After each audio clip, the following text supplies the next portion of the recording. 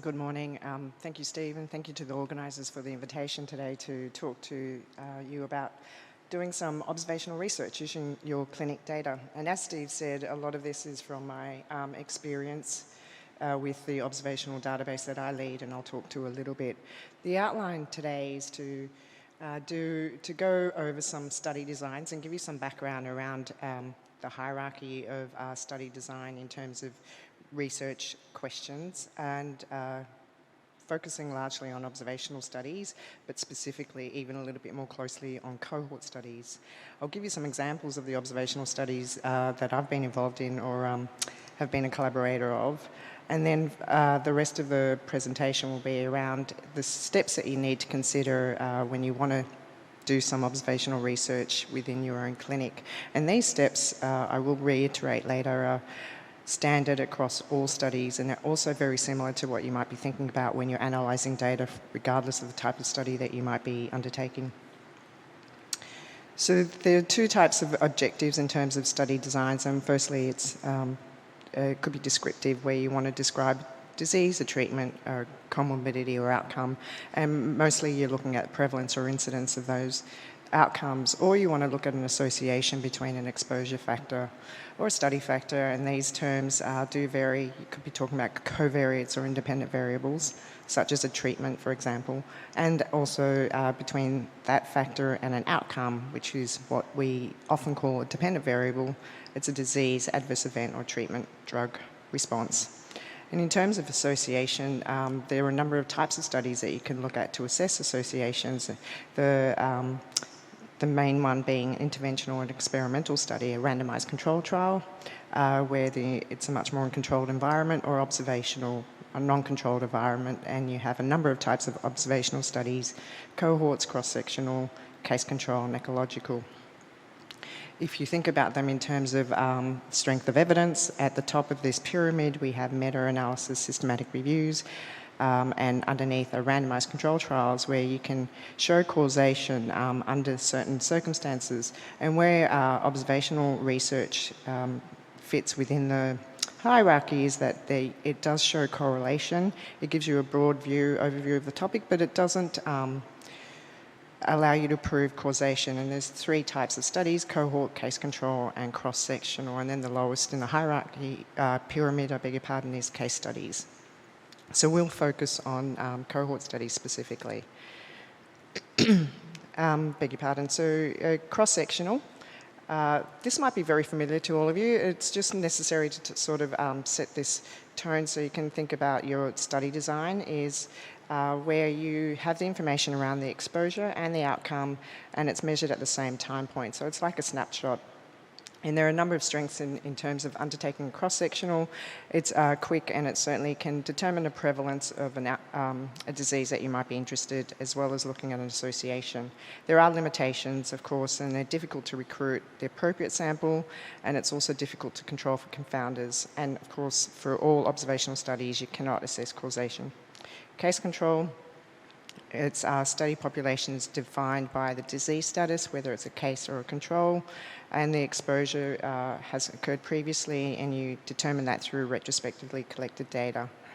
The strengths is that it's quick, you don't require a large sample, and it's good for rare disease. There are limitations, key ones which are difficult to control for bias and confounding, and difficult to recruit controls. And the exposure information that you're interested in might be subject to poor recall bias, and so that's a problem. And then, of course, there's cohort studies. They're probably the next best design if it's not possible to, or ethical, to randomly assign a person to an exposure. Groups are allocated to a treatment or a condition based on, according to whatever treatment or condition that they've received, and you follow them forward. A good way to assess, cohort studies are also a good way to assess the effect of treatment that are already in use but unlikely to undergo evaluation through a randomized trial. It's good real-world evidence, and the best design in terms of a cohort study is prospective, looking forward, and I'll go into a little bit more detail around that, or a lot more detail. So cohort studies can be both retrospective or prospective, and Just to highlight here in this schematic, what we mean by retrospective is that at the time that you're thinking about the study, participants are identified and enrolled after they've already had the outcome of interest that you're looking at. So if you're looking at the right of the schematic, that's present day. You've got a number of people who have either had the outcome or not, and you're looking back in time in terms of whether or not they've been exposed or they've had a certain treatment, and you're looking at information in terms of risk factors as well. So there are strengths and limitations for retrospective cohort studies. They're more efficient, they're routinely collected, recorded data, so they're easy and less resource intensive. And you can go for much larger and you can analyse immediately. But the key limitation is that you might not have all the data that you need in terms of trying to assess that association that you're interested in looking at, and there could be a lot of missing data, and it's a consideration in terms of why these data are missing, and you might also be missing important confounders. So there are a number of limitations. If you're going to do a retrospective study using your clinic cohort, the way I see it, and it's very likely in 2023 this is the case, that you do have an electronic patient management system where you're extracting the data from to do your research, and you need to understand that system, if A, it is extractable, B, what it looks like when you do extract those data, because it could be all free text, therefore you'd have to go in and recode. So they're important considerations. And also, how do you actually follow and determine a person's status in terms of follow-up, if they've died, if they had an outcome. So you need to understand that, and retrospective designs are limited in that way.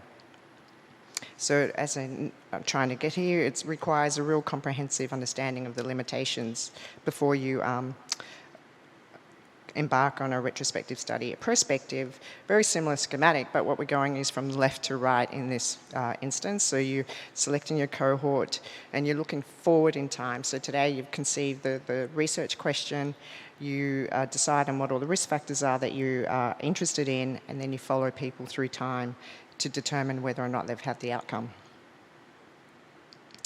The strengths are that the data is more complete, and you can add in fields that are useful, and including important confounders. You're only limited in this case by resourcing, because it does take a long time and a lot of work in terms of doing that. You can do follow-up via mail, phone calls, and clinical visits, so there's more control in how you follow up these people if you're doing it prospectively. It helps you also in terms of if you're thinking about doing a clinic cohort, observational study with your own clinic, you might have other reasons why you want to do this, and that could be also wanting to collaborate in larger cohort studies, and I'll touch on that again later. Limitations, it is resource intensive. You end up invariably having a smaller sample size, and you do need to follow a lot longer, so it takes a while. So your research question might require 2, 3, 5 years of follow-up before you can actually address the question of interest. Cohort studies can also be both retrospective and prospective, and I think that's quite common, that if you're thinking about your clinic data, you have the retrospective data, but moving forward you've been much more conscious around how you record those data, so you can still be doing both retrospective and prospective, and some people who may not have the event, you're following them up into the future.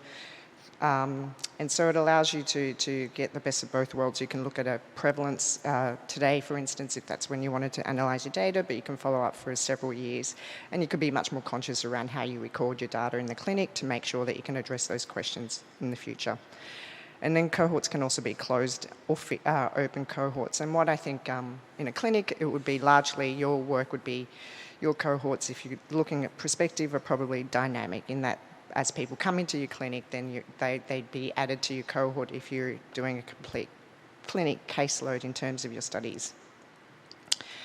So these limitations specifically I'm focusing on are around prospective cohort studies, and the key one that I want to reiterate is the issues around confounding and how you manage that. So with a prospective cohort study, you can actually consciously collect data around potentially important confounders, but there will always be confounders that you're not aware of, and you can't. That's unavoidable. We're all in the same boat. No matter what cohort study around the world, they've all got issues around confounding. But that is probably the biggest issue in terms of thinking about cohort studies, which you don't get in necessarily in randomised trials. And so what confounding is, it occurs when a factor is associated with both the exposure of outcome, both the exposure and the outcome of interest. And you can never be too sure of all possible confounders, as I said. But this is an example of what a potential confounder is. And so when you're thinking about designing your study and what data you want to collect, you want to be sure that you collect the known confounders as much as possible. So the question here would be that you're looking at a high-fat diet and whether or not that's associated with heart disease. Important confounders here are smoking, blood pressure, exercise, and diabetes. And these potential confounders are both associated with a high-fat diet as well as heart disease. So they do need to be accounted for and understood. These confounders do not ever fall on the causal pathway, which is this here. So if the variable, the potential covariate that you're thinking about might fall here, then that's not considered a confounder, and that would be something like cholesterol, for example.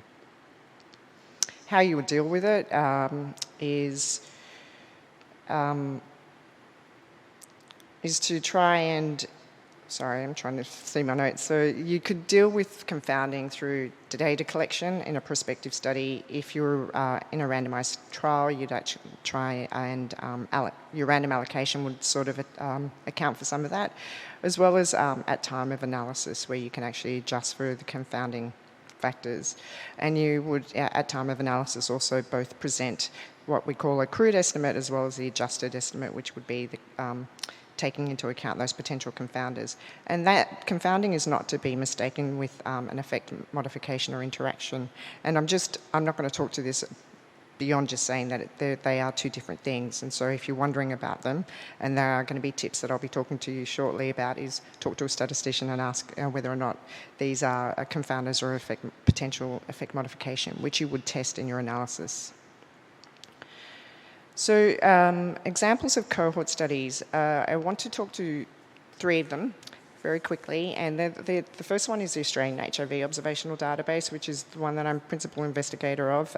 But I've been working on this cohort for more than 20 years. It was established in 1999. And at its peak, it had 31 clinics throughout Australia who were contributing their clinic data to this cohort. And the cohorts that I'm talking to, all of them have individual clinics contributing to those cohorts. So this is where you'd be thinking about your own clinic data, whether you want to look at your own cohort within your clinic or whether you want to contribute to larger cohort studies such as the Australian HIV Observational Database. And the objectives of our cohort when it was established was to monitor patterns of treatment uptake, changes in therapy. So back in the year 2000, there was a lot of strategies in terms of how to best treat people with HIV, look at toxicities of very toxic treatments at the time as well. And key outcomes that we decided to collect at the time were CD4 and viral loads and look at causes of deaths.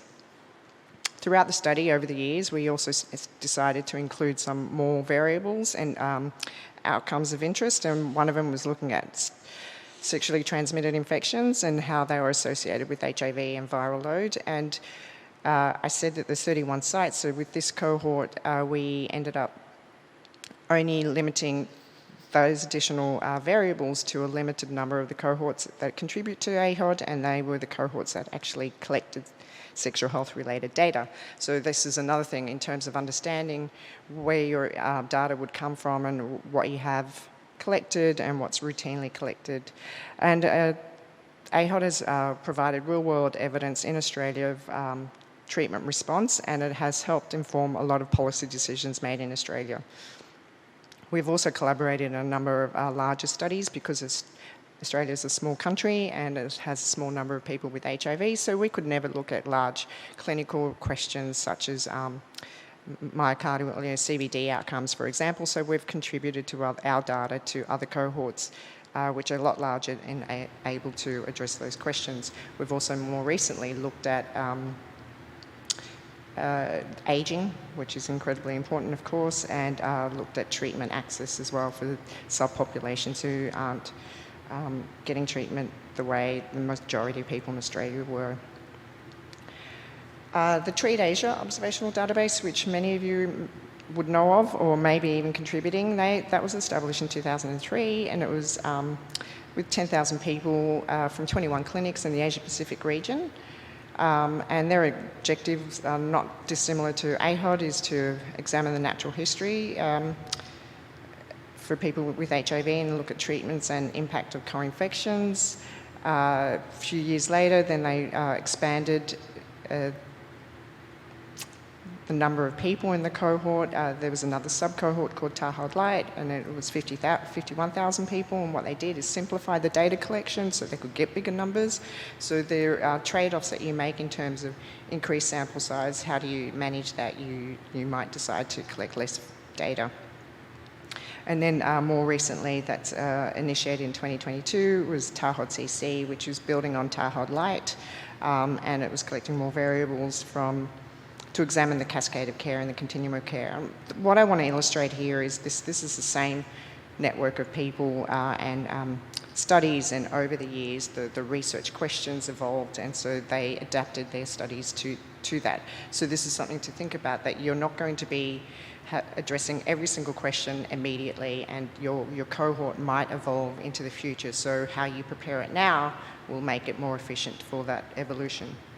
And finally is the DAD study, which we collaborate in, and you may be familiar with this. It's a large multi-cohort of people under active follow-up, and it's 11 cohorts with 50,000 people from 33 countries, so 212 clinics.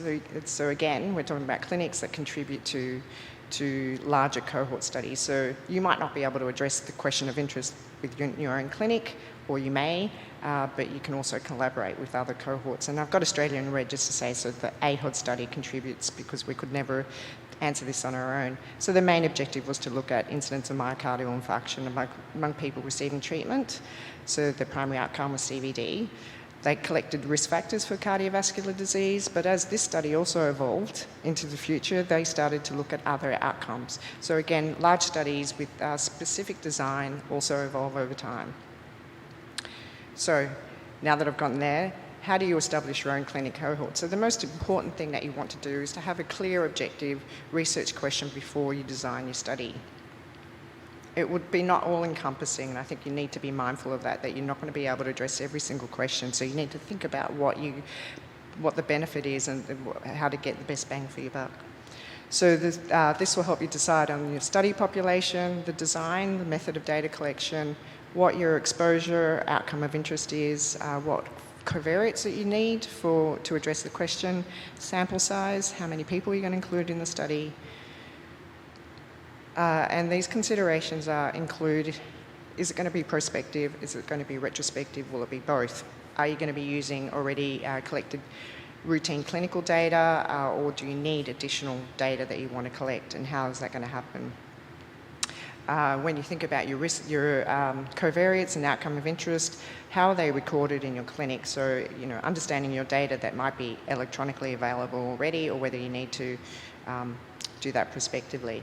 A lot of those decisions are also influenced by what your future intention is for your clinic data. So the way I'm talking to this today is that you're going to establish a cohort or a clinic cohort that you would be able to use repeatedly, like not a once-off. So it's possible that you're only interested in having some data for your research students or your medical students to do some research on. You might be only interested in doing a clinical audit, but it also might be that you want to do some hardcore academic research and collaboration. You also need to think about your capacity, the workload, how the data is going to be collected, funding, etc. So there's a lot of considerations that you need to be aware of when you're thinking about setting this up. So beyond the research question, these are the following things that you need to be thinking about once you've addressed the research question.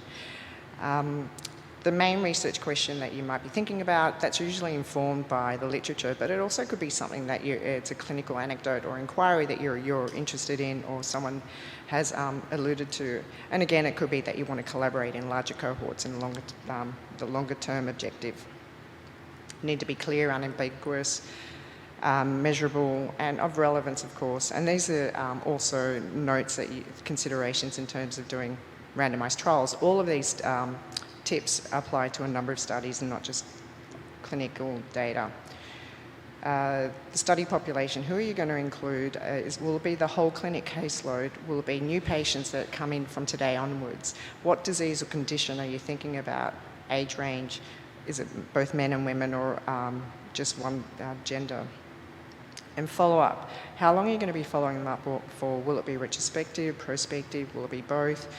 Will you have visits beyond the routine clinical care? These are the things that you need to think about and how you resource that.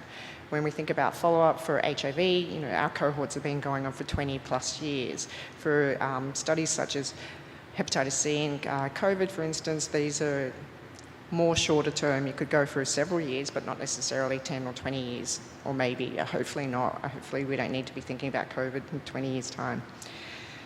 Once you've thought about your research question, and I'd like to thank Steve for some of these slides moving forward, is that you could ask the question, are we treating HIV-infected patients adequately? So is this a clearly defined question in terms of setting up both a statistical analysis but also a research study? So would it be better to say what proportion of patients on ART achieve viral load suppression within 12 months? So this allows you to be a little bit more specific, so then you know what data that you want to collect. And so this is one research question, and with a cohort or a clinic cohort, you'll probably have a number of them, but you need to think about exactly what that research question is, so then you know that you're collecting the right information. So when you, I'll go on to the next step where we're thinking about data fields and outcomes and covariates. So if you're using your electronic patient management system, your clinic data, this is incredibly important. How well are the data recorded? So does missing equal that you've not done that assessment, that clinical assessment, or is it just that it's not recorded? And that's important to understand. How are the data entered in terms of into your system as well is also important to understand. Do you enter it as once off, or every measure, is that entered into your data system? So treatment, for example, probably is CD4 and viral load. You're probably recording all the measures in your data system. But smoking and alcohol use, for example, you might only collect it at one time point. So you need to again think about that. We'll say if we're looking at smoking and we want to know history of smoking, have we collected it the way we think we have? And that's a really difficult variable. Like even with our studies, we're not doing that well. So this is just a note that it's ideal, but it's not perfect. And also consider the context of your clinic setting. It could be that you do a shared care type of setting or not, that your patients might be getting clinical care through, for their other comorbidities through other clinics. So that data would be missing, and if it is, then how are you going to get that from those clinics, or can you get that from those clinics? And if you're going to collect additional information, think about developing a clinical record form so you're able to collect that appropriately. In terms of prospective new data collection, similar considerations. What data fields do you want to record? And you've got the opportunity to ensure that you collect the important exposures and confounders, right? So take that opportunity. If you're going to collect prospectively, that you've done, that you're getting the factors that are important.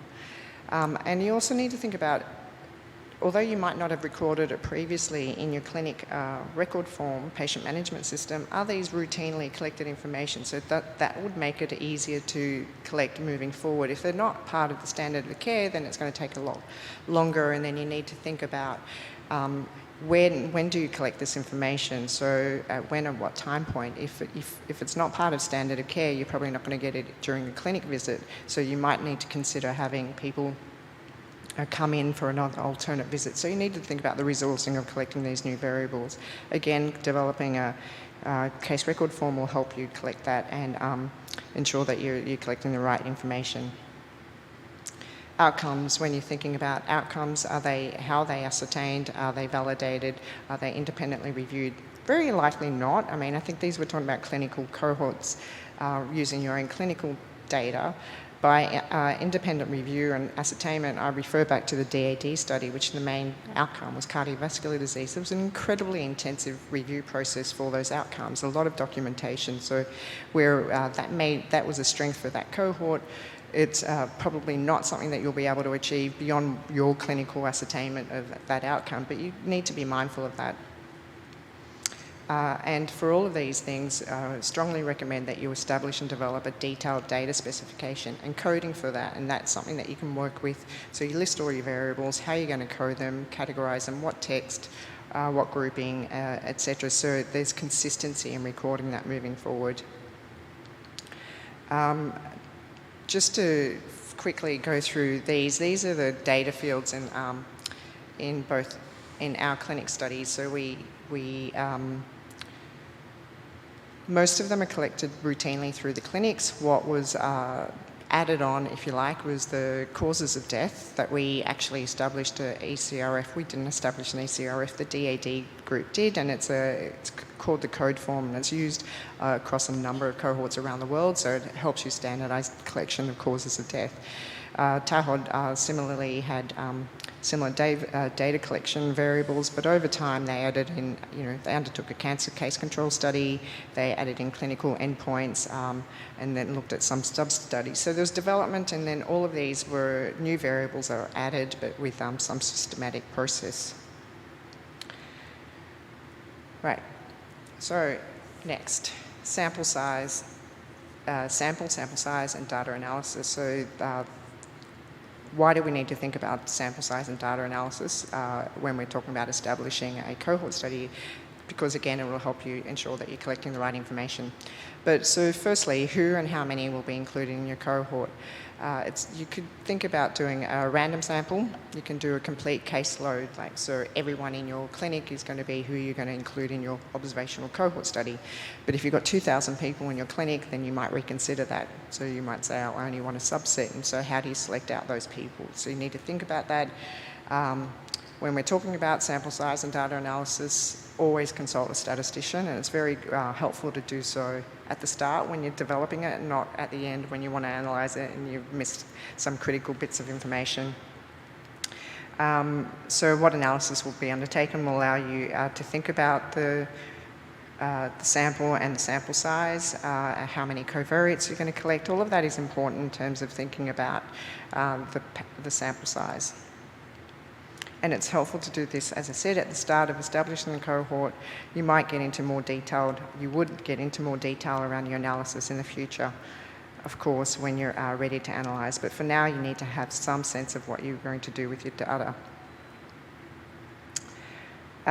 So how many people? Sample size is one of the critical, important considerations with designing a research study, and it's especially, we do it traditionally with randomised clinical trials. Question around the need for cohort studies is open for debate, but I will give you some traditional context to why we need to consider sample size. So you need to ensure that it's large enough to ensure generalisability and accuracy of results, but small enough that you can do it within your research resources available to you.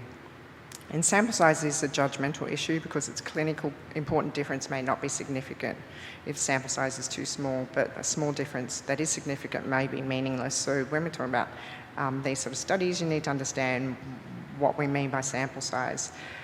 An oversized study also might say something significantly different, but then is it clinically important? So whether or not you've got an oversized or a sample that's too small or too large, both can be unethical, and it's an unnecessary waste of resources, and you're also recruiting people to a study that's not going to have any effective outcomes. Again, thank you to Steve. I like this graphic, so I included it. For clinical trials, it's much more straightforward. So you have a specific main primary outcome, and you have an effect size that you want to address, and the key consideration is to try and minimise your type 1 and type 2 errors. So in looking at a balance for type 1 and type 2 errors, so type 1 being a false positive where clearly this person is not pregnant, and then when you're saying a person's not pregnant but they clearly are, which is a very simple way of describing these type 1, type 2 errors, but important.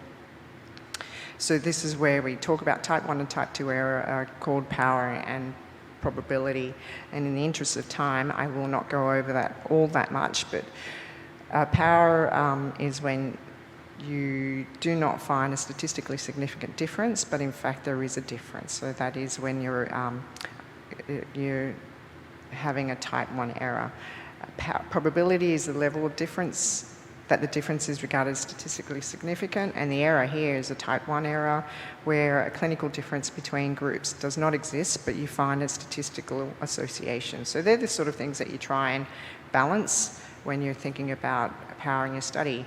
So how about samples? So that's very easy when we're thinking about clinical trials, but what about your clinic cohort where you actually have no control over the number of people that you're going to be including?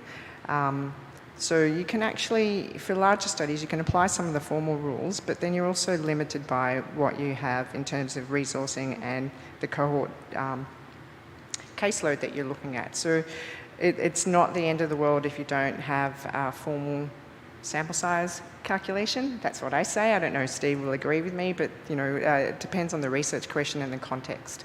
You need to think about feasibility, caseload, and the overall aims of your cohort study. It could be having a cohort, observational cohort to help your students do research is not a bad thing, but you need to acknowledge that's why you're using it.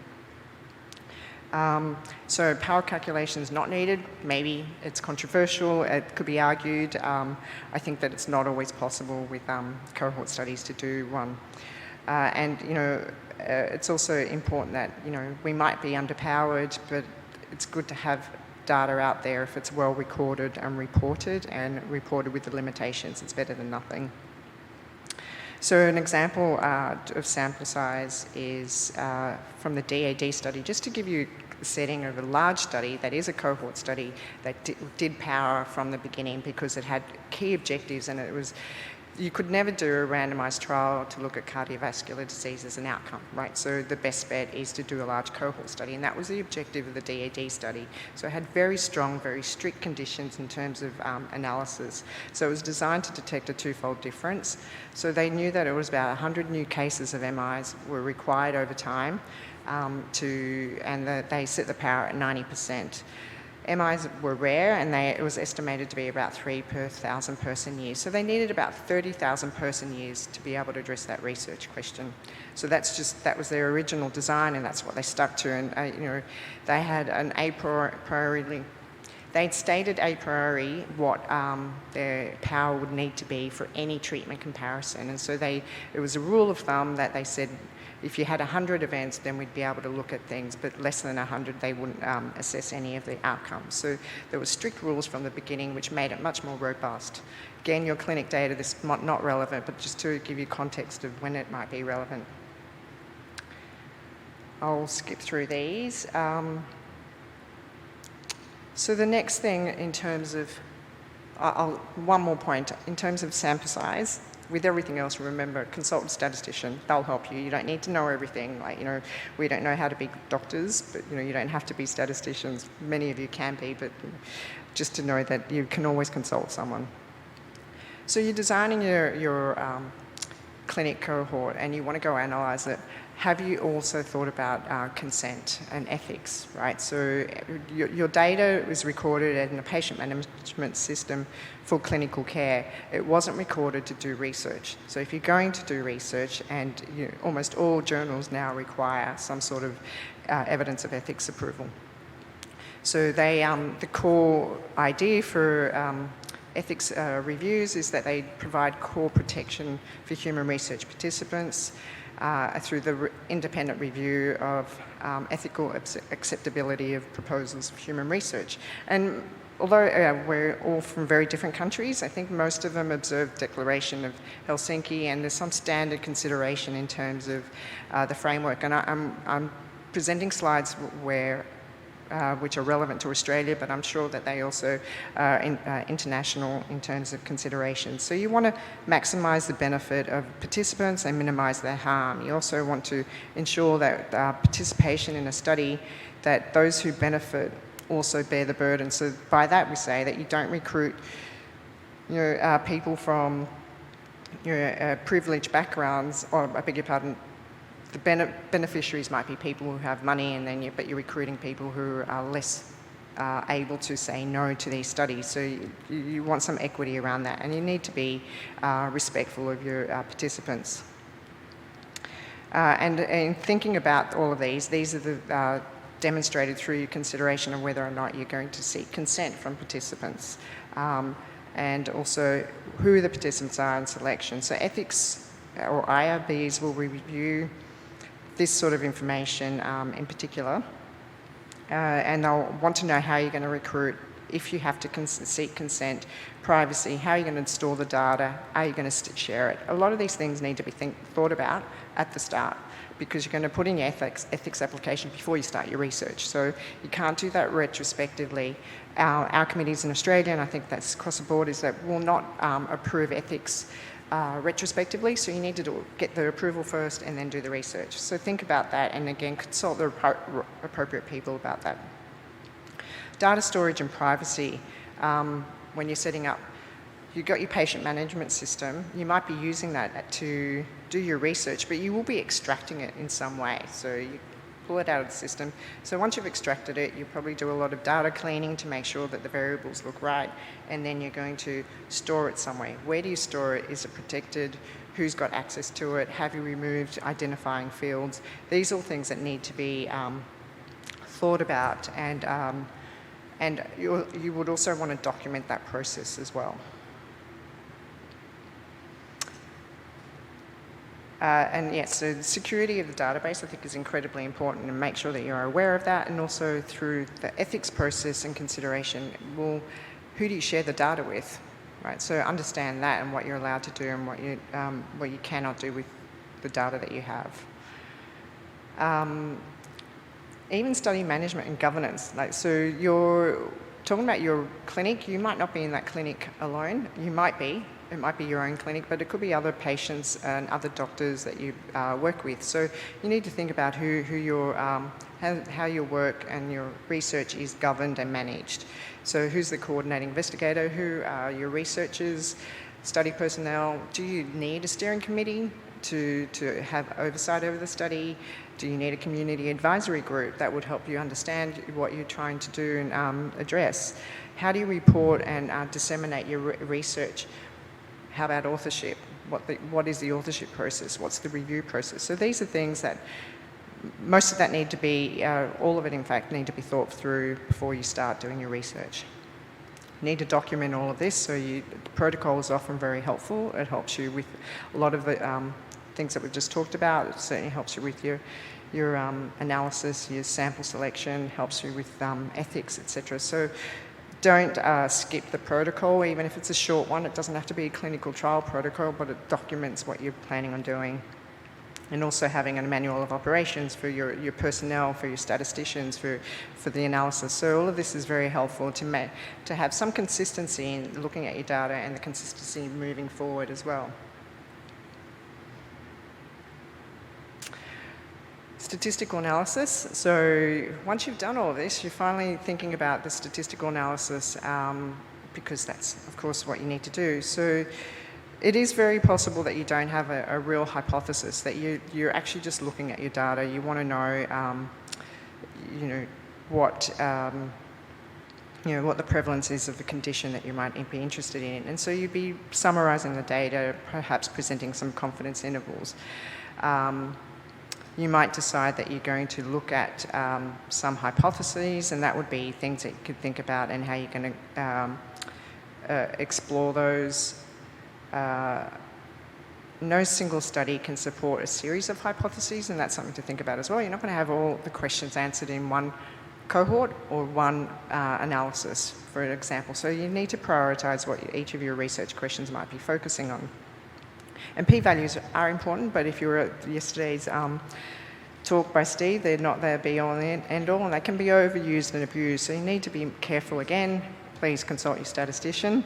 And when you're thinking about your study, you could be looking at your cohort and doing a cross-sectional analysis, or you could be doing longitudinal, and that also determines what sort of analyses you do. So longitudinal, you can look at incidence rates. You could also do regression analyses of the number of them, logistic, Kaplan-Meiers, Cox. Other things to be mindful of is how you follow up your study participants. Again, as I talked to earlier, the measure of exposure and outcome, how that's done, and how you manage missing data. Again, consult a statistician.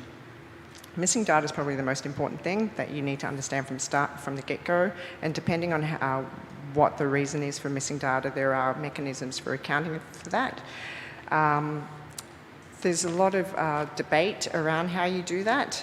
You can, probably less desirable is complete case series. Now there's methods of imputation that might be or might not be desirable, and you can use other GE equations. But the software now, the statistical software, is really advanced and makes this a lot easier. And again, you talk to a statistician because you don't need to do it all. And that's just to think about the collaborative component of a cohort study that you'd be establishing. So analysis plans, very similar to what you do in terms of planning a cohort study in general. So there's key things that you need to be thinking about. And then finally, how you report this, and Steve spoke to this yesterday, is there are guidelines. You look at the stroke guidelines, which would help you to structure that.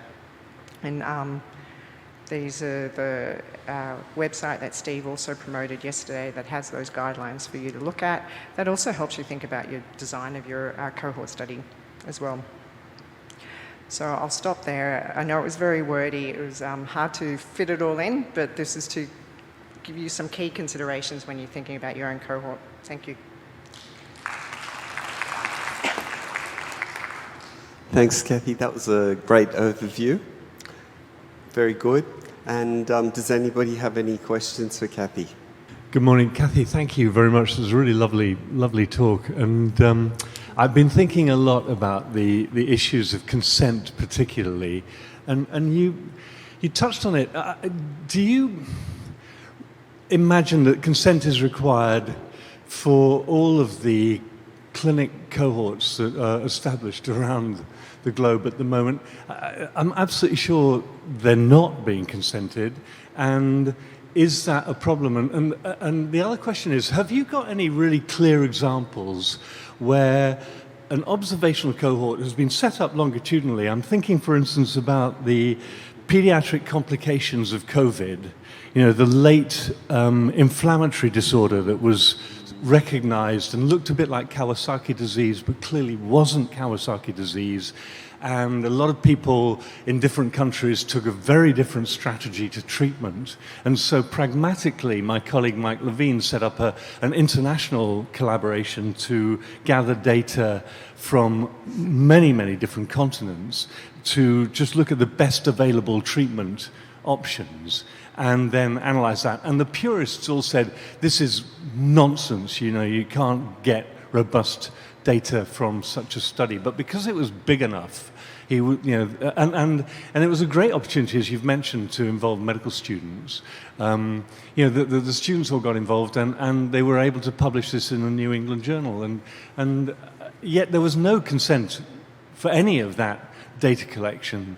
And by the time you get to data sharing internationally, then you can anonymize all the data, and I can't see an ethical problem with that. But can you just elaborate on how you deal with, as a reviewer and potentially as a journal editor, with very intelligently conceived, well-meaning cohort studies that simply don't have consent? Thank you. Big question. I need another hour to answer that in detail, but look, I think that I cannot talk for all studies, but when we conduct research in Australia, we do go to ethics for all our research, and that would include discussing consent. And so not all studies necessarily, cohort studies or certainly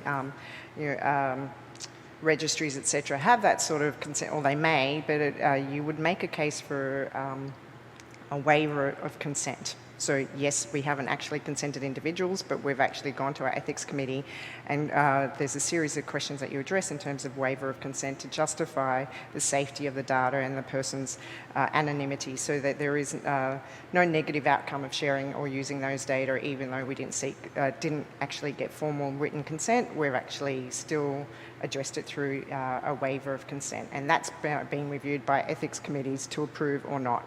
So I would assume that each country, each cohort would have those rules set where they would have had some form of approval to share the data with or without consent, right? And if it's without consent, then there's a consenting waiver of consent is, imagine what would be have been approved by their review boards. Right. So that's a very simplistic response. For when you want to look at something quickly and immediately, like the scenario that you described as well, I think that there are a lot of limitations, of course, in understanding those data, but if that's the only available data and you're looking at a signal, I think that that's a reasonable first step in terms of trying to move forward and understand something that was not known before. Again, that's a vague answer, but I don't think it's entirely wrong. I think that what would be most appropriate is to identify the limitations of the data that was collected, but it also provided a signal which is important to moving forward. Thank you.